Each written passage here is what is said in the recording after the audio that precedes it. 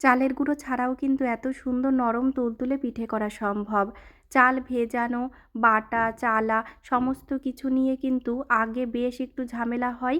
তবে এই পিঠেটায় কোনো রকম চালের গুঁড়ো কিংবা চালের কোনো কিছুই ব্যবহার করিনি। যেমন দেখো না, আমার এবং আমার বরের দুজনেরই কিন্তু চালের গুঁড়োর পিঠে খেলে একটু অ্যাসিডিটি কিংবা পেট ভার হওয়ার সমস্যাটা থাকে।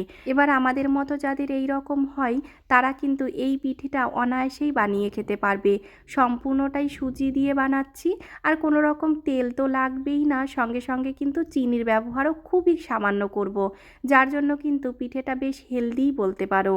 সুজিটা নিয়েছি পরিমাণ মতো, তার মধ্যে কিন্তু পরিমাণ মতো টক দই দিয়েছি পরিমাণ মতো একটু লবণ, আর যেহেতু মিষ্টি মানে পিঠে জিনিস সেই জন্য দিয়ে দিয়েছি অল্প করে একটু চিনি। সমস্ত কিছুকে একটু সামান্য জল দিয়ে একটা ব্যাটার বানিয়ে যেটাকে ঢেকে রেখে দেবো মোটামুটি 15 থেকে 20 মিনিট। তাতে কিন্তু সুজিটা অনেকটা ফুলে অনেকটা সফট হয়ে যাবে। ততক্ষণে সুজিটা ওদিকে সফট হচ্ছে, ততক্ষণে এদিকে কিন্তু আমার দুধের যে শিরাটা, মানে যেটার মধ্যে আমি পিঠেগুলো ভেজাবো, সেই শিরাটা এদিকে আমার তৈরি হয়ে যাবে। আজকে শিরাটাতে আমি একটা এক্সট্রা ফ্লেভার দেওয়ার জন্য চিনিটাকে ক্যারামেল করে করছি। এতে কিন্তু ভীষণ সুন্দর কালার হয়, সঙ্গে সঙ্গে ক্যারামেলের যে একটা স্মেল থাকে সেটাও ভীষণ খেতে ভালো লাগে। আলাদা করে দুধটাকে জালে করে নিয়েছি, আর চিনির মধ্যে জল দিয়ে একদম সুন্দর ক্যারামেল করে নিয়েছি। প্রথমে অল্প করে দুধ দিয়ে দিয়েছি। যদি এই রকম দলা পাকিয়ে কিংবা এইরকম শক্ত হয়ে যেতে দেখো, তাহলে ভয় পাওয়ার কিন্তু কোনো রকম কোনো প্রয়োজন নেই।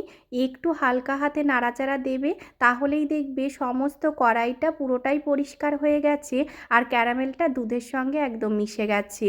আর আরেকটু এক্সট্রা ফ্লেভার দেওয়ার জন্য এলাচের গুঁড়ো তো আছেই, তবে এই কালো এলাচটা ছাড়া যদি সাদা এলাচের যে গুঁড়োটা কিনতে পাওয়া যায় ওটা দেওয়া হয়, তাহলে কিন্তু কালারে যে কালো কালো ব্যাপারটা থাকে সেটা হয় না। তবে আমার কাছে ছিল না, সেই জন্য কিন্তু আমি এই কালো এলাচের বীজটাই থেতো করে মানে গুঁড়ো করে দিয়ে দিলাম। আমার কিন্তু এখানে মোটামুটি 1.5 লিটার মতো দুধ ছিল, যেটা কিন্তু অনেকটাই কমে গেছে, আর অনেকটা শুকিয়ে একদম গাঢ়ও হয়ে গেছে।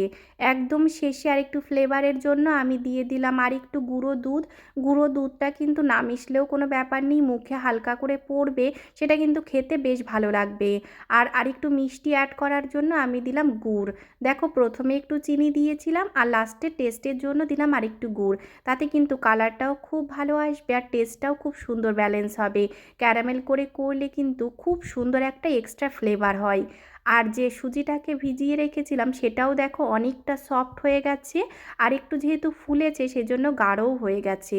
সেটাকে পাতলা করার জন্য আমি আর জল দিইনি, দিয়েছি আর একটু দুধ রেখে দিয়েছিলাম, সেই দুধটা দিয়ে দেখো একদম একটু মোটা, মানে একদম পাতলাও নয় একদম গাঢ়ও নয়, যেমনটা ভিডিওতে দেখছো ওরকম একটা ব্যাটার তৈরি করে নিয়েছি। আর যেটা সিক্রেট ইনগ্রিডিয়েন্ট সেটা হচ্ছে ইনো। ইনোটা কিন্তু যখন এটা বানাতে হবে একদম তখনই দিতে হবে।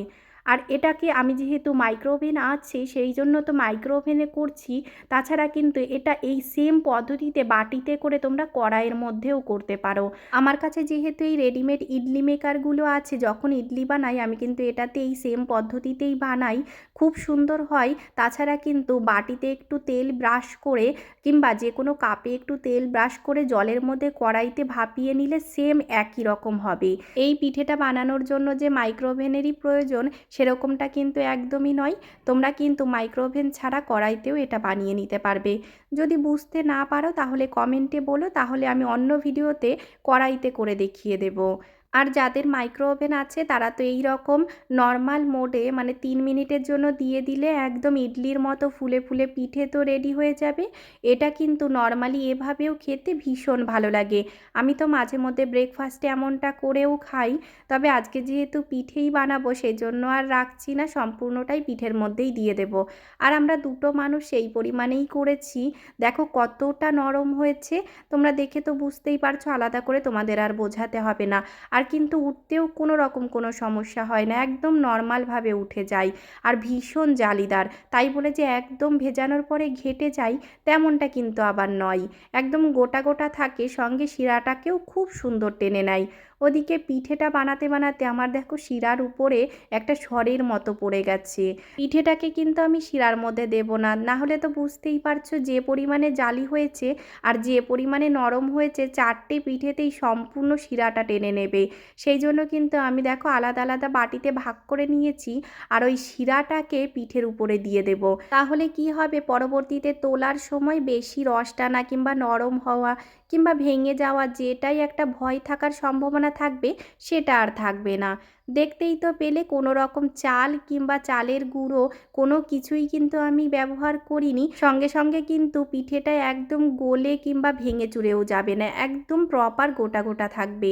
আর পুরো রসটাকে নিজস্ব ক্ষমতা অনুযায়ী যতটা প্রয়োজন ততটা কিন্তু টেনেও নেবে। একবার এভাবে বানিয়ে খেয়ে দেখো, কমেন্টে কিন্তু কেমন লাগলো অবশ্যই জানিও।